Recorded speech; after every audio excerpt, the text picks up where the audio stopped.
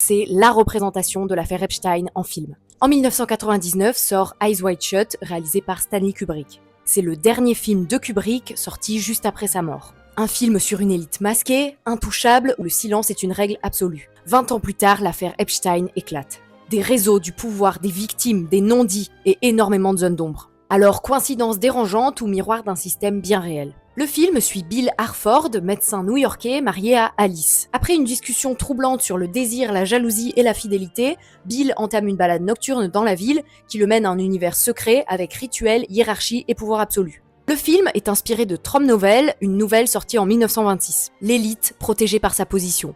Dans le film, les participants au rituel sont extrêmement riches, anonymes et intouchables. Bill croit être quelqu'un d'important jusqu'à ce qu'il comprenne que ce n'est pas le cas. Dans la réalité, Epstein fréquentait des responsables politiques, des milliardaires et des figures influentes. Pendant des années, malgré des signalements, il bénéficie de protection, de silence et d'arrangements judiciaires anormalement favorables. Le pouvoir ne se montre pas violent, il rend les autres impuissants. Le sexe comme instrument de pouvoir. Dans le film, le sexe est un rituel déshumanisé, mécanique et sans plaisir visible. Les femmes sont interchangeables, masquées et silencieuses. Dans l'affaire Epstein, les témoignages décrivent un système organisé, du recrutement et un moyen de contrôle. Le silence et la peur. Dans Eyes Wide Shut, Bill est averti de ne pas poser de questions et d'oublier ce qu'il a vu. Le message est clair, savoir, c'est déjà trop. Il est immédiatement repéré comme un intrus, sans les codes. Dans l'affaire Epstein, des victimes parlent tardivement, des témoins se rétractent par peur des représailles ou de ne pas être crus. Le système tient par la peur de parler, pas par la violence.